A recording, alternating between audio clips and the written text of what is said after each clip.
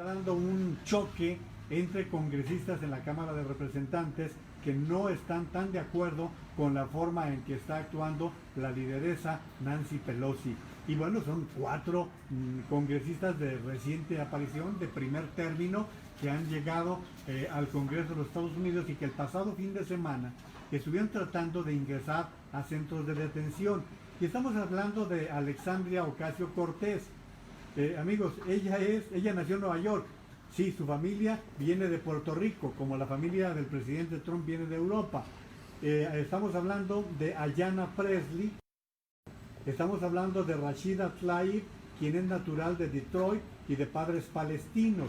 Y de Ilhan Omar, quien efectivamente llegó a Estados Unidos de niña, procedente de Somalia. Pero finalmente las cuatro son ciudadanas de los Estados Unidos. Son cuatro personas .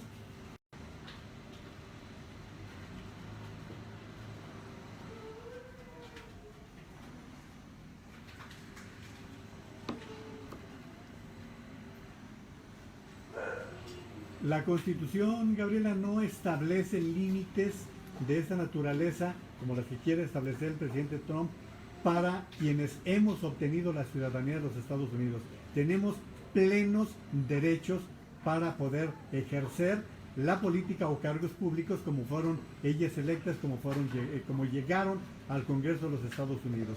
Por lo tanto, vamos estableciendo con esta claridad. A mí me parece que el tema más división que se ha generado, el racismo que está no tiene límites para estar constantemente insistiendo en esto, con esta situación que se está dando con los 3 tweets que ayer el presidente presentó. Pero si les parece, a mí hay un tema que me tiene más preocupado, que es el tema de las deportaciones masivas, pequeñas, del tamaño que ustedes quieran, Gustavo, Gabriela, Juan. Es un tema de graves consecuencias para Estados Unidos, para los países expulsores, si quieren, como al presidente Trump le interesa mucho y a muchas personas les interesa lo económico, vamos al caso de California. ¿Cuántas personas en este momento son indispensables para sembrar y levantar cosechas en el estado de California? ¿Cuántas?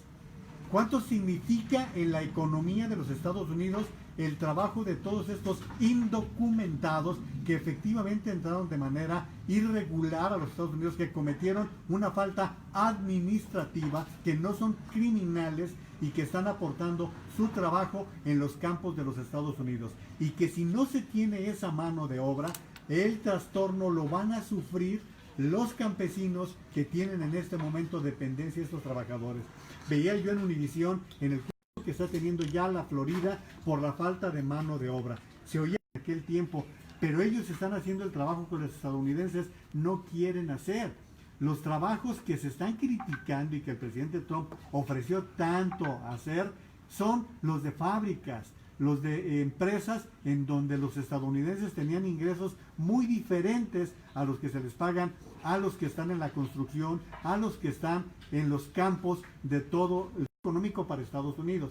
Ahora vayamos al impacto que ocasionaría en los países expulsores. ¿Se imaginan ustedes que dejémoslo en las 2,000 familias que podrían ser impactadas? No hablemos del 1,000,000 o los 2 millones que se comprometió el presidente Trump de expulsar. Vamos pensando que sean las 2,000 familias. El impacto.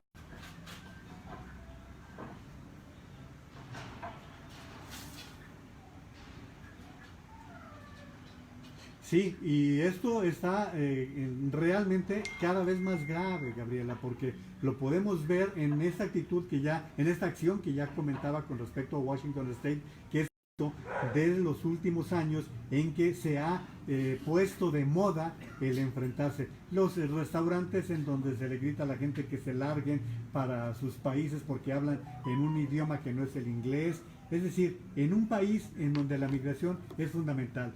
Pero déjenme decirles, para que no nos centremos únicamente en el gobierno de los Estados Unidos, porque hoy se está informando por parte del Departamento de Seguridad Interna y del Departamento de Seguridad Nacional, se está informando de una nueva postura en la cual se está tomando la decisión de establecer una medida para limitar el derecho de asilo a quienes llegan por la frontera sur, es decir, lo del tercer país.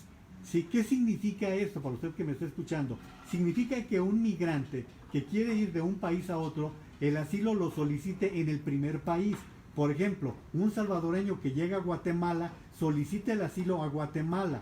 Un guatemalteco que solicita el asilo y llega a México tiene que solicitarlo a México. Y no pueden de esta manera solicitar el asilo en Estados Unidos, que sería un tercer país. Esta es una medida que está tratando de inhibir el flujo migratorio. Finalmente les diría que estas decisiones las tienen que tomar los propios países. Y la Corte de Guatemala ya ha tomado la decisión de rechazar la petición para que Guatemala sea tercer país en esto del asilo. México también ya le ha dicho a Estados Unidos que no está dispuesto a este tipo de determinaciones. Pero lo que me preocupa, Gustavo, Gabriela, Juan, es que hace unos minutos al presidente López Obrador, en la rueda de prensa que tiene todas las mañanas, le preguntaron, la mañanera, le preguntaron qué opina acerca de las deportaciones masivas. Jamás, en ningún momento de las para nada, estuvo explicando las acciones que se están dando en el sur, todo lo que se está dando para frenar las deportaciones, la buena relación. No entiende el presidente de México la problemática que sus cerca de 10 millones de connacionales que están en Estados Unidos con problemas. Y aquí les añadiría una cosa. A mí me parece fantástica y gigantesca la labor que hacen los consulados en México. Ustedes mejor que yo la conocen. Pero no hay suficiente personal para poder atender la demanda. Además,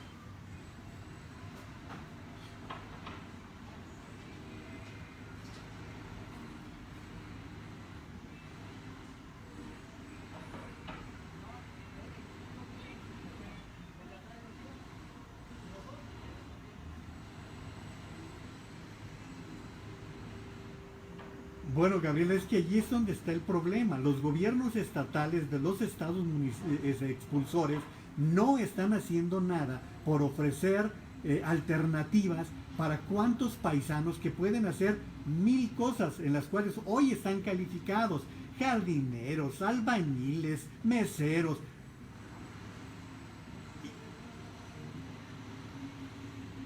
Además que tienen recursos, que tienen ahorros para poder empezar pequeñas empresas. Pero estos estados, estoy hablando de Oaxaca, de Michoacán, de Guanajuato, de Jalisco, del Estado de México, ¿cuántos estados mexicanos que tendrían sus gobernantes la obligación de estarle ofreciendo opciones y no simplemente atenerse para México, que son los 40 mil millones de dólares de divisas que le llegan al país? Y ahora bien, para cerrar el tema de los consulados, hay una gran cantidad de empleados en los consulados mexicanos en Estados Unidos que quieren renunciar porque les han bajado los sueldos, porque con esos sueldos no pueden vivir.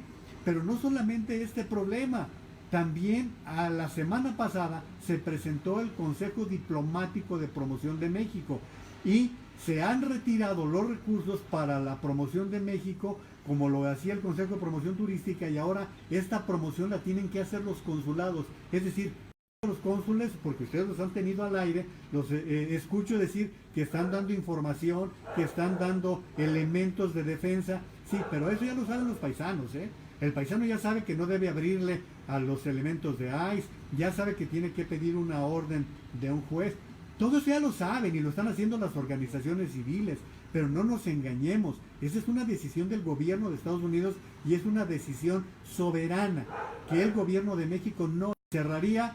Gabriela, Gustavo, Juan, diciendo, ¿saben la zozobra en la que están viviendo las familias paisanas de todos los países que todas las mañanas salen o no salen a trabajar, dejan a sus hijos sabiendo si los van a volver a ver o no? El problema psicológico que están viviendo estas familias, el problema de autoestima, el problema social que se está generando con esta situación de las deportaciones, y que finalmente documentados no le quitan al erario de los Estados Unidos, porque no usan los servicios médicos, porque no usan los servicios sociales en general, y al contrario, a ellos sí les quitan en su quincena un pago para el seguro social, sí les quitan los impuestos, los enteren o no.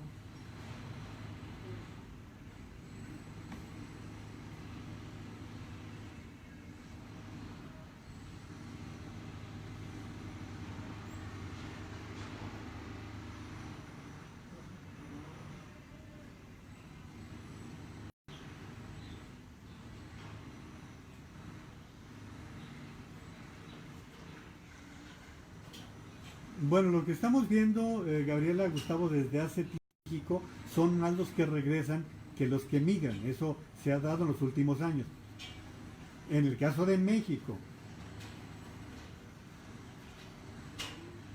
sí, pero es en el caso de México.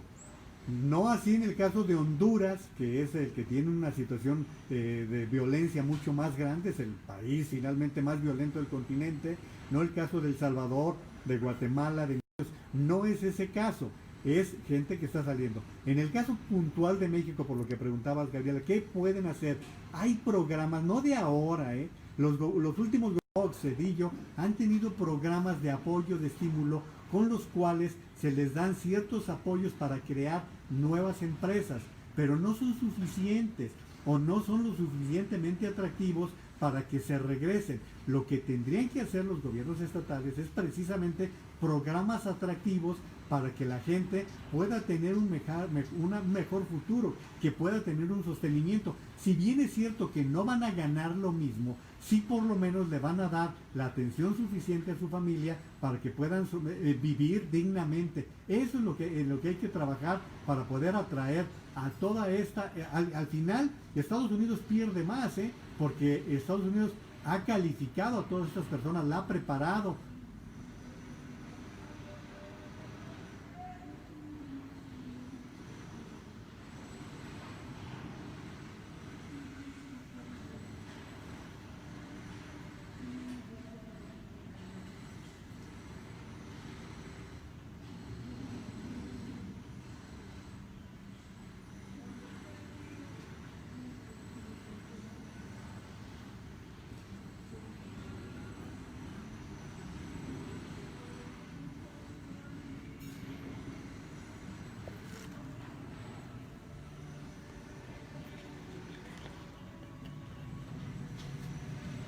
Con mucho gusto.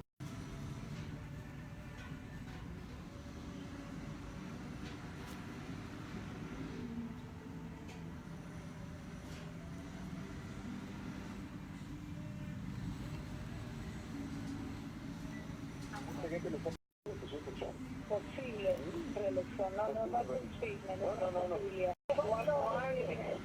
Ok, vamos a hacer una pausa.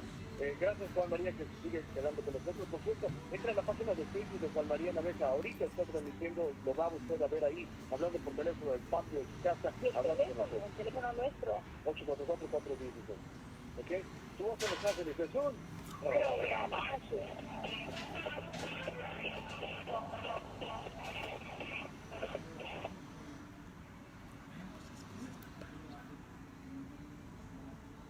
Le invitamos en 4 minutos, señor María. ¿Ok? Correcto.